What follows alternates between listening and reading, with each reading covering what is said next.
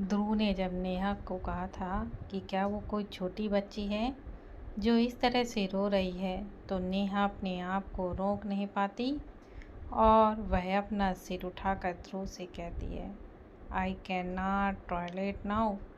ध्रुव जो अब तक शांत खड़ा था, अचानक उसकी आंखों में कुछ चुभा। नेहा के आंसू। नेहा रोने लगी। ध्रुव तुरंत नीचे नेहा के करीब बैठ जाता है।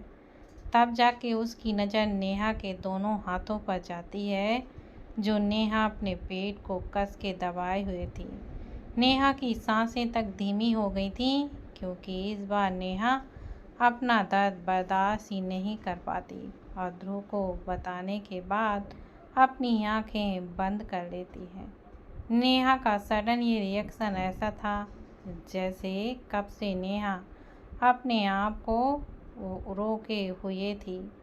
ध्रुव एकदम तुरंत ही नेहा के चेहरे को अपने हाथों में भरकर पूछता है, प्लीज़ बताओ मुझे क्या हुआ है तुम्हें? तुम रोने क्यों लगी हो? क्या कहीं चोट लगी हुई है? नेहा ध्रुव की बात पर अपना सिर हिला देती है। अपने आप को ध्रुव की तरफ झुकाकर उसके कानों में बोलती है, मेंस्ट्रुअल कैंपस सर, क्या मैं आज छुट्टी ले सकती हूँ? प्लीज़ मुझसे नहीं बैठा जा रहा है।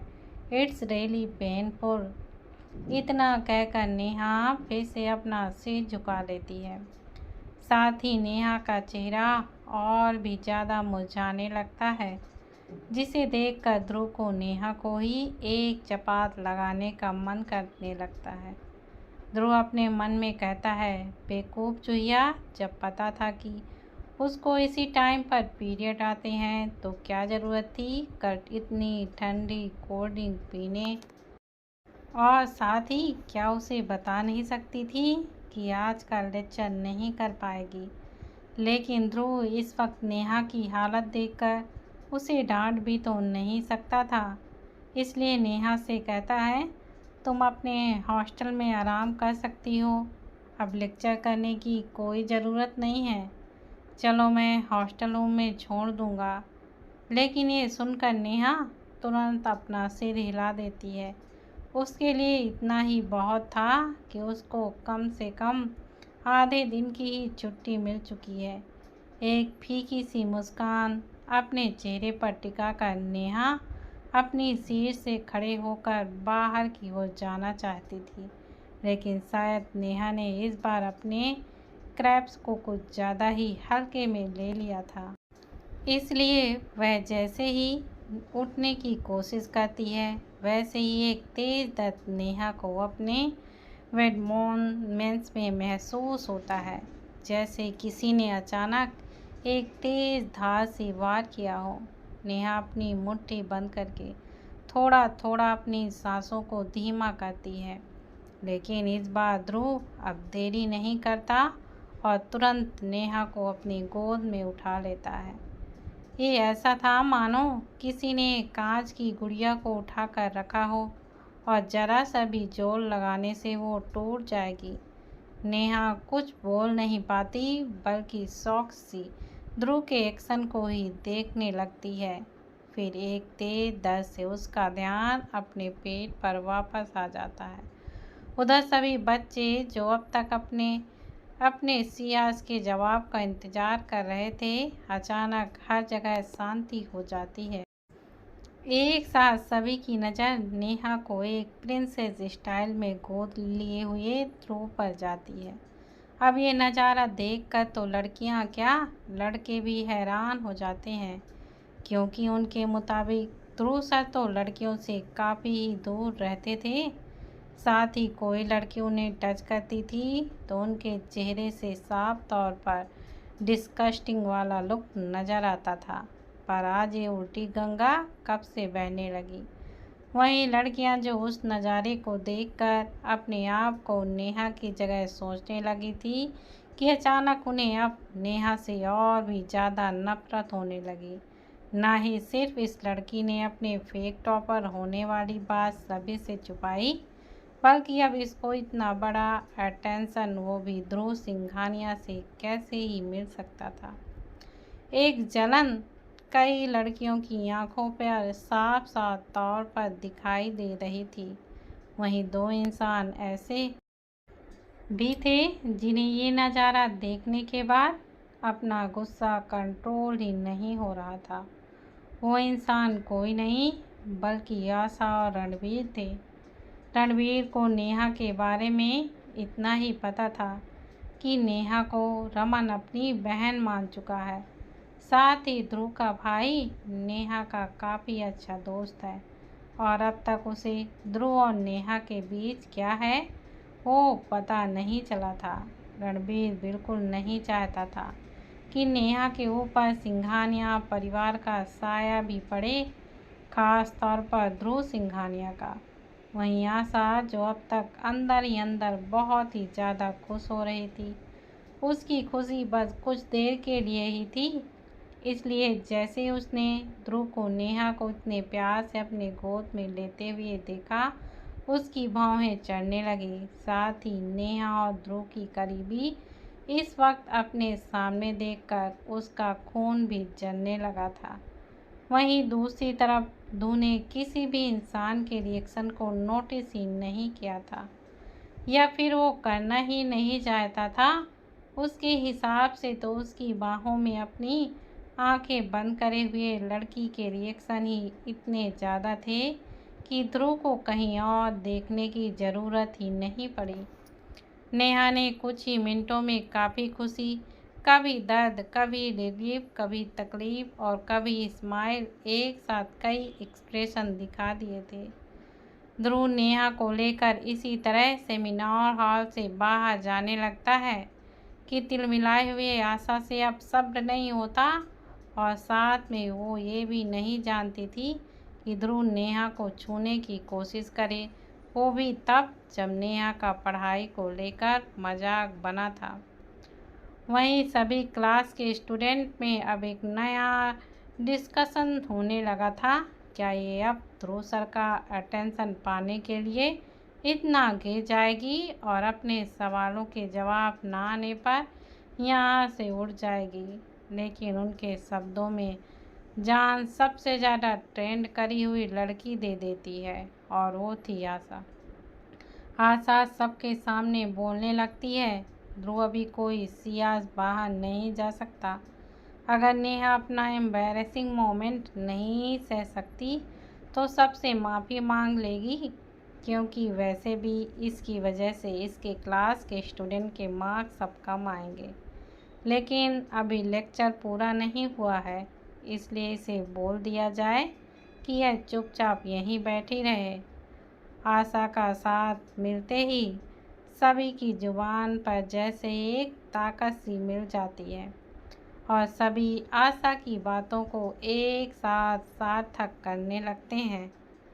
इस वक्त कोई अपने सामने की सिचुएशन समझना ही नहीं चाह रहे थे, बल्कि उनके हिसाब से नेहा अपनी सीआर की जिम्मेदारी से भागना चाह रही थी। हर तरफ यही शोर मचने लगता है, डिस्ग्रेस ऑफ द कॉलेज। क्या इसे हमेशा किसी सहारे की ज़रूरत होती है?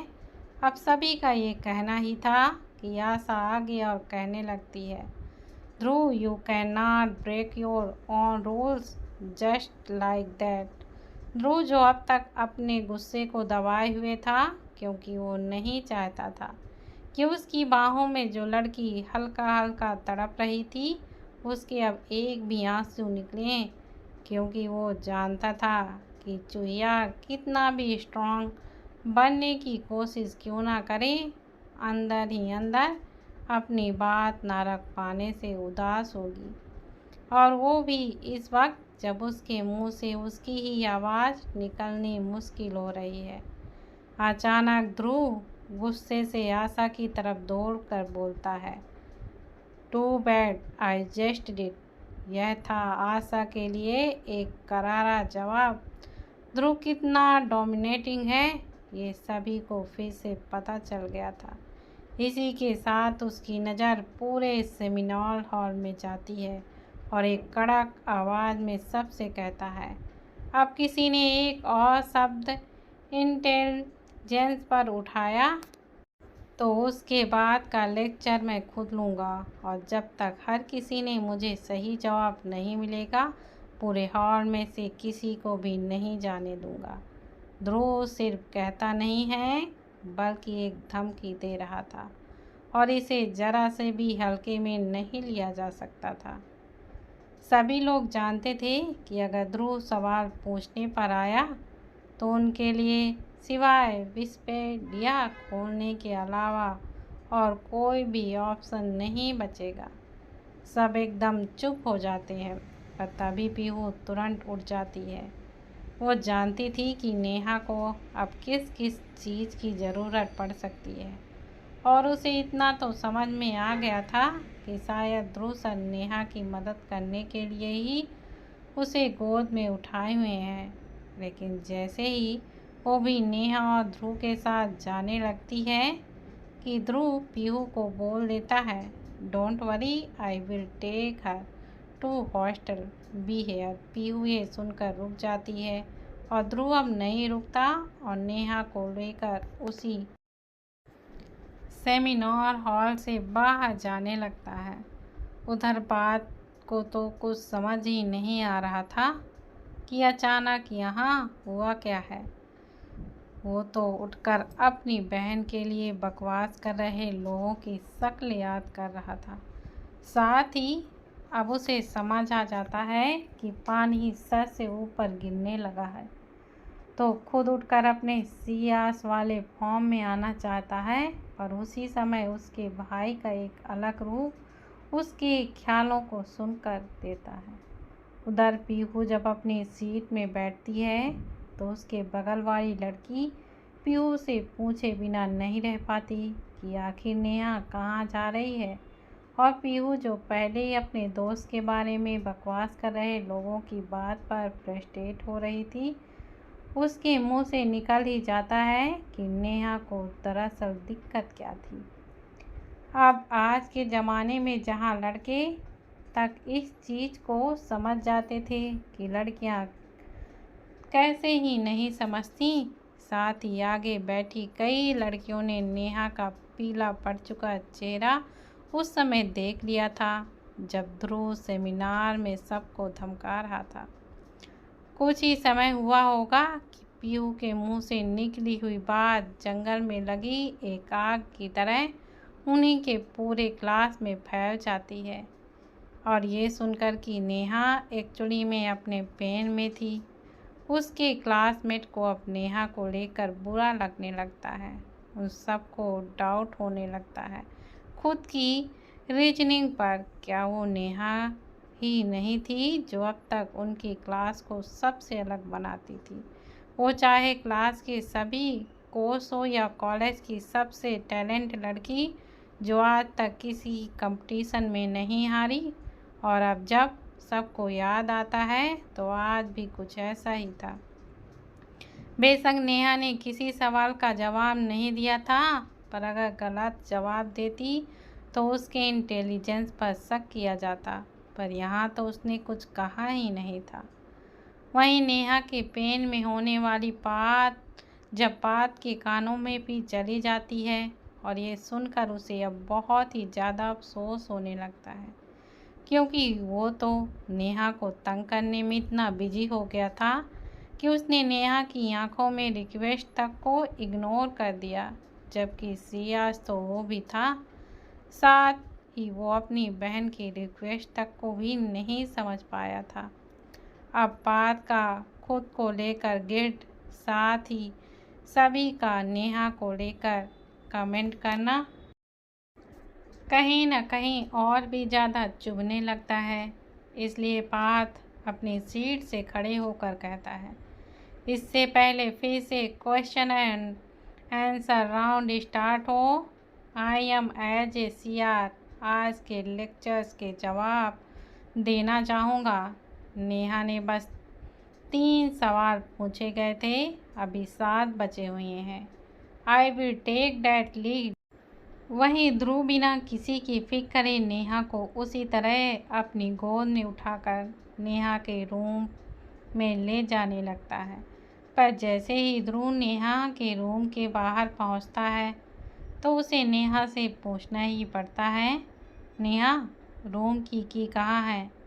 नेहा, जो अब तक अपनी आंख बंद करे किसी तरह खुद को अपने रूम तक ले जाने के लिए तैयार कर रही थी, लेकिन जब वो ध्रुव के मुंह से सुनती है उसके रूम के बारे में तो नेहा के तो एकदम होश ही उड़ जाते हैं। वो कैसे भूल गई रूम की तो पीहू के पास थी और अब यहाँ आकर वो दोबारा वापस से बिल्कुल भी नहीं जाना चाहती थी, जबकि अगर इस वक्त वो रूम के अंदर होती तो ज़रूर अपने दर्द को कम करने के कई उपाय कर चुकी होती। ध्रुव नेहा के खोए खोए चेहरे को देखता है तो उसका मन तो करता है एक चिकोटी नेहा के कंफ्यूज से चेहरे पर काट दे, लेकिन इस वक्त उसे नेहा की ज़्यादा फिक्र थी कि कहीं उसका पेन ज़्यादा ही ना बढ़ जाए। ध्रुव जब फिर से नेहा को रूम के की का पूछता है तो इस बार नेहा अपना सिर नीचे करके बता देती है कि उसके पास नहीं बल्कि उसकी रूममेट पीहू के पास थी। नेहा जानती थी कि ध्रुव सर उसे out of controversy seminar hall, जो उसके हॉस्टल से काफ़ी दूर था, वहां से अपनी गोद में उठाकर लाए हैं और अब वो दोबारा ध्रुव सर को बिल्कुल भी परेशान नहीं करना चाहती थी। इसलिए नेहा अपने पेट पर हाथ रखकर ध्रुव से कहती है, सर लीव मी हर, कुछ देर बाद पीहू आ ही जाएगी और वैसे भी मुझे सोना ही है और मुझे वार्डन के रूम में सोने से कोई भी दिक्कत नहीं है। ध्रुव बेचारा क्या करता, उसे इस वक्त सच में नेहा को छेड़ने का मन कर रहा था। आखिर कोई इतना मासूम कैसे ही हो सकता था? एक तो ये लड़की अपने रूम की अपने साथ नहीं रखती, ऊपर से वार्डन के रूम में सोना चाहती थी, जबकि वार्डन क्या इस समय गर्ल्स हॉस्टल में किसी रूम का भी ताला नहीं खुला होगा।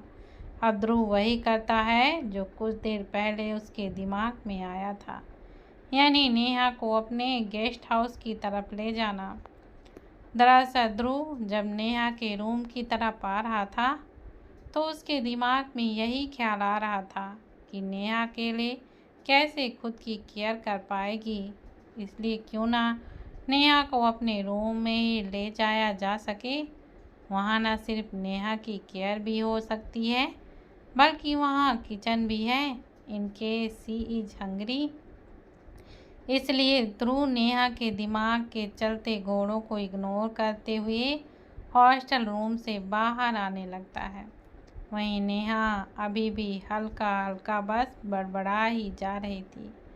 आवाज़ तो वैसे ही उसकी निकल नहीं रही थी, लेकिन आंखें बहुत कुछ कह रही थी, जैसे हम बाहर क्यों जा रहे हैं? क्या आप फिर से मुझे सेमिनार हॉल पर लेकर जा रहे हैं? क्या हम क्ली लेने जा रहे हैं? अब इतने सवालों के साथ नेहा हल्की हल्की आवाज़ से बोलने लगती है, क्या आप मुझे गोद में इतनी देर उठाए थके नहीं हैं? अब ध्रुव ने पहले के किसी सवालों पर ज़्यादा ध्यान नहीं दिया था, पर ये आखिरी सवाल नेहा के ध्रुव ने सुन लिया था, क्योंकि नेहा ये सवाल ध्रुव की आंखों में आंखें डालकर पूछ रही थी। ध्रुव नेहा की आंखों में आंखें डालकर ही कहता है, एक छोटी सी चूहिया को उठाने में कितनी एनर्जी खर्च हो सकती है, उतनी तो मैं एक गिलास पानी पीकर वापस गेन कर सकता हूँ। अब ध्रुव ने नेहा को चूहिया कहा या फिर उसके हल्के वजन का मजाक उड़ाया? नेहा को ये सुनकर बहुत गुस्सा आता है, क्योंकि वो कोई नाजुक लड़की नहीं थी बल्कि 45 किलो का वजन था। लेकिन जब नेहा अपने सामने का रास्ता देखती है तो उसके मुंह में आए बचे कुचे शब्द अंदर की अंदर ही रह जाते हैं। ध्रुव जहाँ उसको लेकर जा रहा था वो रास्ता नेहा अच्छी तरह से जानती थी। ये रास्ता सेमिनार हॉल का नहीं बल्कि पार्थ के घर यानी ध्रुव सर के घर का रास्ता था, यानी उसके हॉस्टल के ठीक सामने वाला रास्ता। नेहा तुरंत ध्रुव की तरफ देखकर बोलने लगती है, सर हम यहाँ क्यों जा रहे हैं? मुझे अपने हॉस्टल जाना है, मैं पीयू का इंतज़ार कर लूँगी। आप प्लीज़ मुझे नीचे उतार दीजिए। नेहा इसी तरह बड़बड़ाती रहती है, पर ध्रुव नेहा के ग्रिप को टाइट पकड़कर बिना उसकी बात सुने अपने घर उसे लेकर आ जाता है। साथ ही ध्रुव उसे कहीं और नहीं बल्कि सीधे अपने रूम में ही लेकर आ जाता है। नेहा की आंखें फटी की फटी रह जाती हैं क्योंकि ध्रुव उसी रूम में नेहा को लेकर जाता है जहां वो एक बार पार्थ के साथ गेम खेलने आई थी। नेहा अपने दिमाग में उस दिन को इमेज ला ही रही थी कि ध्रुव नेहा को एक बेड पर आराम से लेटा देता है, जिसके बाद नेहा को ये भी याद आ जाता है कि यही तो वो बेड था जहां नेहा ने एक बार लूडो, कैरम और बिजनेस गेम खेला था और शायद खेलते खेलते सो भी गई थी। नेहा तुरंत अपना मुंह खोलकर ध्रुव को कुछ कहने वाली थी कि ध्रुव बेड के किनारे नेहा की तरफ थोड़ा झुककर सॉफ्ट आवाज़ में बोलता है, ना तुम्हारे पास अपने रूम में जाने का ऑप्शन है और ना ही इस वक्त वार्डन का रूम खुला होता, इसलिए अगर सोना ही है तो यहाँ मेरे बेड पर सो जाओ। नेहा ध्रुव की बातों से इस बात को पकड़ लेती है कि मेरे बेड पर सो जाओ, और ये सुनकर उसके कान के साथ साथ एकदम गाल भी लाल होने लगते हैं। वहीं ध्रुव ने भी देख लिया था कि कैसे एक ही पल में नेहा के कान लाल हो गए थे। क्या चुहिया शर्मा रही थी, पर किस बात से? तभी ध्रुव अपनी ही कही बात को अपने मन में दोहराता है तो उसकी भी हल्की सी स्माइल चेहरे पर आ जाती है। ध्रुव नेहा के नाक पर टैप करते हुए कहता है, डोंट बी योर सरनेम, मैं नहीं सो रहा यहाँ। इतना कहकर ध्रुव तुरंत अपने रूम से बाहर चला जाता है और नेहा का मन करता है कि एक खाई खोदे और उसमें अपने आप को छुपा ले। वो कैसे ही सोने वाली बात पर शर्माने लगी थी, जैसे ध्रुव सर अभी उसी के साथ सोने की बातें कर रहे थे। वहीं दूसरी तरफ पार्थ ने सबके सामने एक चैलेंज ही रख दिया था, जिसे सुनकर उसकी क्लासमेट जिस तक ये बात पहुंची थी कि नेहा के आज के डाउन होने का रीज़न क्या था। अचानक उन्हें अपने क्लास के सीआर चुनने पर गर्व होने लगता है। ना सिर्फ दोनों सीआर एक दूसरे की मदद के लिए कुछ भी कर सकते थे, बल्कि अपनी क्लास की इमेज को भी बाकी की क्लास से गिनने कभी नहीं देते थे। उधर पार्थ की बात सुनकर उस असिस्टेंट जिसने नेहा को कुछ देर पहले खरी खोटी सुनाया था, अचानक चैलेंज सुनकर मान जाता है। उसके हिसाब से जब आगे बैठने वाली सीआर बेवकूफ़ निकली तो वो सीआर जो अपनी क्लास के सबसे पीछे छुपना चाहता हो वो क्या ही उनका जवाब देगा, बल्कि अपना भी उस लड़की की तरह मजाक ही बना लेगा। लेकिन इसके बाद जो होता है उससे ना सिर्फ वो असिस्टेंट हैरान हो जाता है, बल्कि पूरे कॉलेज के स्टूडेंट पार्थ के लिए एकदम तालियां बजाने लगते हैं। अब तक के पूछे गए दूसरे सीआर्स ने बहुत ही कम सवालों के सही जवाब दिए होंगे, पर यहाँ पार्थ ने बिना किसी सवाल का गलत जवाब दिए बचे हुए 7 सवालों के सही जवाब दे दिया था, जिसके हर एक सही जवाब पर उसके क्लासमेट्स चीयर्स कर रहे थे। वहीं हनी और बनी भी अपने बॉस के इंटेलिजेंस का दिल से स्वागत कर रहे थे।